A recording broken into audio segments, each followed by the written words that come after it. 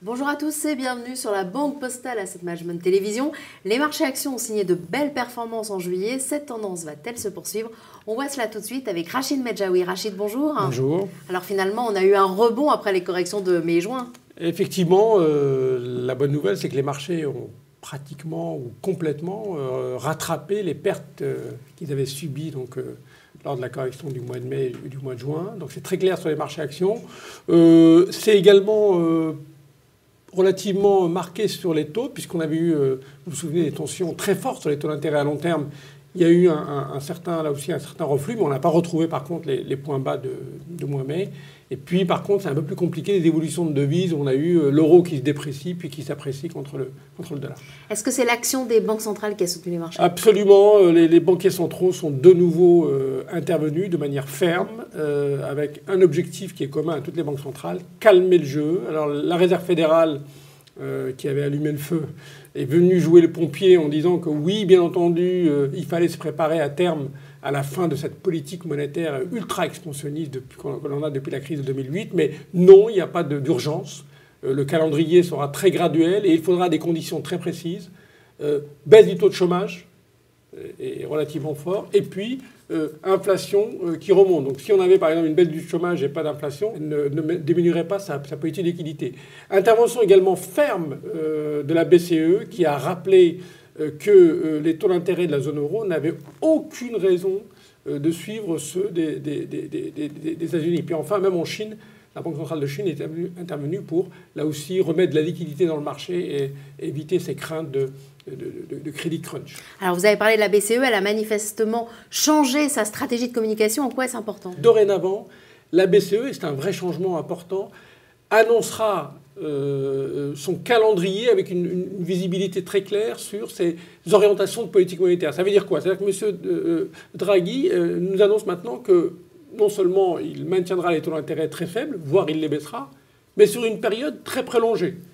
L'objectif de la BCE est très clair, c'est s'assurer que les opérateurs, les investisseurs, les marchés ont bien compris que les taux d'intérêt resteront très bas le temps qu'il faut pour que l'économie reparte. Et puis, il va peut-être nous annoncer également, c'est pas encore sûr, mais pratiquement fait, que dorénavant, il va publier les comptes rendus des réunions pour que justement il n'y ait aucune ombre sur la volonté de la BCE à maintenir les taux d'intérêt faibles. Comme le fait la Fed. Donc on l'a vu, les banques centrales ont manifestement soutenu le marché, bien évidemment, mais est-ce qu'il n'y a pas aussi l'amélioration des perspectives de croissance? On commence à voir, et ça c'est nouveau, une synchronisation des mouvements de reprise dans les pays développés. Reprise synchronisée. Reprise, on le voit bien, les indicateurs s'améliorent bien entendu aux États-Unis, au Japon, mais également en zone euro. Donc aujourd'hui, on peut affirmer avec plus de conviction que la récession est terminée. Certes, les reprises ne seront pas sur le même rythme. La reprise sera plus forte au Japon, aux États-Unis. Elle sera beaucoup plus lente en Europe. Mais ce qui est important, c'est le mouvement. Les moteurs de cette reprise ne sont pas les mêmes. Immobilier, investissement aux États-Unis. On compte plutôt sur la demande extérieure pour la zone euro. En revanche, il y a un facteur commun qui va falloir surveiller, c'est on assiste finalement à un rebond des indices de confiance des ménages. Il semble que dans la plupart des pays développés, les ménages sont moins pessimistes, voire plus optimistes pour certains. Alors l'explication, elle tient aux conditions financières qui sont très, très satisfaisantes. Les taux d'intérêt sont très faibles. Et puis également, la sagesse des prix des matières premières qui vient donner du pouvoir d'achat. Alors finalement, il y a un découplage entre les pays occidentaux et les émergents qui, eux, continuent de ralentir.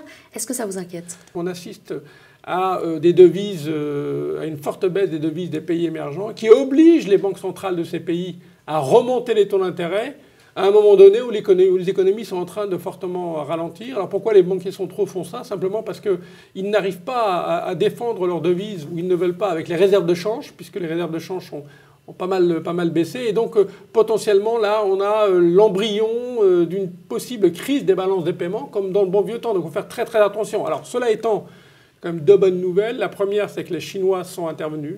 Je le disais tout à l'heure. Les autorités sont intervenues pour dire qu'ils ne souhaitent pas un ralentissement trop fort. Donc, il ne s'agit pas de parier sur un plan de relance budgétaire, comme on avait eu il y a 2-3 ans, mais ils annoncent déjà des mesures ciblées de soutien à certains secteurs économiques.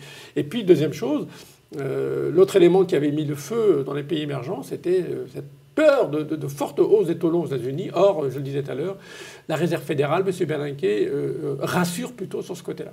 Alors, il y a aussi un autre point. On observe aussi beaucoup d'opérations de fusion-acquisition, même d'envergure. Alors, est-ce que ça va continuer? La bonne nouvelle, c'est qu'on a tous les ingrédients pour que ça se poursuive. Il faut savoir, comme vous le savez, les entreprises cotées ont une trésorerie colossale. On parle de pratiquement 1 trillion de dollars en Europe, pratiquement 1,5 trillion de dollars pour les entreprises américaines. Et bien entendu, ce cash, pour le moment, elles s'en servaient pour racheter leurs actions, pour distribuer des dividendes. Elles vont commencer certainement, et elles commencent à s'en servir pour faire des acquisitions. Alors dans ces acquisitions, vous avez des acquisitions offensives. On pense plus à Essilor qui cherche à faire de la croissance externe, mais vous avez également des acquisitions défensives, et notamment dans le secteur télécom, où face à une régulation forte, à des cash flows qui baissent, à des compétitions très fortes, certains acteurs, bien entendu, cherchent à se regrouper pour essayer de calmer le jeu.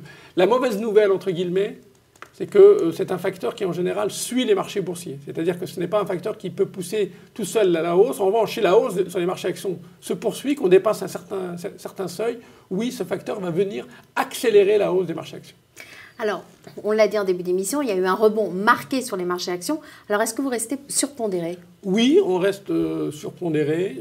La raison, on les a vus un peu tout à l'heure, c'est la macro, même s'il faut rester prudent en Europe, mais quand même la macro qui donne des signes d'amélioration. Les banquiers centraux qui, manifestement, et notamment aux États-Unis, seront plutôt derrière la course et qui ne prendront pas le risque de casser cette reprise économique. Pour la zone euro, on assiste là aussi, depuis quelques semaines, à des retours des investisseurs internationaux qui manifestement reviennent. Ils avaient quitté massivement, comme vous le savez, la zone euro. Ils sont moins pessimistes sur l'avenir de la zone euro. On a fini par les convaincre que le risque d'implosion était quasiment nul. Et puis du côté micro, ça reste encore négatif. Il y a encore des révisions en baisse des perspectives bénéficiaires. Mais si on a raison sur cette amélioration, on ne doit pas être très très loin. Donc oui, nous restons surpondérés avec, clairement, vous l'avez compris, nous privilégions toujours la zone euro. Ensuite, le Japon. Alors, les États-Unis, on le met plutôt en queue de peloton, non pas qu'on est négatif, mais en termes d'évaluation, c'est un peu plus compliqué. Puis, on aura l'occasion de revenir sur ce marché. Et puis, un mot sur les émergents. On les avait quittés ces derniers mois. On commence à y revenir de manière extrêmement graduelle, malgré les risques que j'ai décrits tout à l'heure, mais simplement parce que les évaluations deviennent extrêmement intéressantes. Mais on ne revient pas de manière générale. On revient essentiellement en Asie, et plus particulièrement en Chine, où on considère que les choses ont été quand même relativement loin. Et sur les obligations privées, il y a du potentiel? Alors, elles ont continué à performer, et oui, pour nous, c'est une classe d'actifs. Alors certes, il ne faut pas s'attendre à des miracles, ce n'est plus les performances de ces dernières années, mais on considère que dans un environnement où les taux d'intérêt vont rester très très faibles, notamment les taux d'intérêt à court terme, c'est une classe d'actifs intéressante. Alors pourquoi on reste surpondéré malgré la poursuite du rétrécissement des écarts? D'abord, on n'a pas atteint les points bas qu'on avait atteints lors du dernier cycle, on est encore loin de ces niveaux de points bas, et surtout, les fondamentaux des entreprises sont bons, le risque de défaut nous paraît limité, surtout si l'économie s'améliore, et puis là aussi, l'équation offre de demande, les émissions sont toutes avalées à un rythme extrêmement fort, les investisseurs en veulent, donc pour nous, l'histoire n'est pas terminée. Et vous êtes sorti des obligations d'État? Alors, on est sous-pondéré, bien entendu, stratégiquement, c'est quand même, si on a raison, les taux doivent monter, alors avec des rythmes extrêmement différents, ils doivent monter plutôt aux États-Unis, pas beaucoup en Europe, donc notre sous-pondération, elle est surtout sur les obligations internationales. On est plutôt neutre, les obligations, je dirais, souveraines de la zone euro. Et à l'intérieur de la zone euro, on continue, là aussi, à privilégier les souverains périphériques, ces fameux pays du Sud, Italie en particulier, Espagne également, Irlande, où là, logiquement, même s'il y a encore des interrogations, les élections allemandes de septembre vont être un test, mais pour nous, vous savez, notre conviction sur que la zone euro est sauvée, que les choses s'améliorent, certes extrêmement douloureusement, mais donc il y a encore des écarts de rendement à gagner sur ces pays-là. Et sur l'échange, le dollar n'arrive toujours pas à s'apprécier face à l'euro. Alors est-ce que vous restez positif sur le dollar? On reste positif, vous avez raison. Alors on avait cru à un moment donné qu'on avait fini par avoir raison, puisque comme je dirais en fin de mois, début de mois, l'euro-dollar était passé de 1,34 à 1,28, et puis il est revenu sur des niveaux de 1,32. Alors on reste positif, vous comprenez bien pourquoi. Il y a un tel décalage de politique monétaire actuellement et devant nous, où même si la Réserve fédérale fera très très attention, le sens de l'histoire c'est quand même qu'elle mette fin graduellement à sa politique très expansionniste, alors qu'en zone euro, je vous le disais, cette fameuse stratégie de forward guidance, on a du mal à traduire le mot en français, donc, qui consiste pour la BCE à assurer des taux d'intérêt durablement bas, ça va peser normalement sur l'euro. Alors le facteur qui peut bien entendu contrecarrer, je dirais, cette prévision, c'est le fait qu'on assiste, comme je vous le disais tout à l'heure, à des retours d'investisseurs en zone euro qui peuvent transitoirement venir acheter des actifs de la zone euro et donc maintenir l'euro finalement relativement élevé. Mais ce qui serait une bonne nouvelle, c'est quand même que notre bon euro baisse parce que ça n'aurait que des vertus, je dirais, pour notre croissance. Rachid, merci. Merci à vous.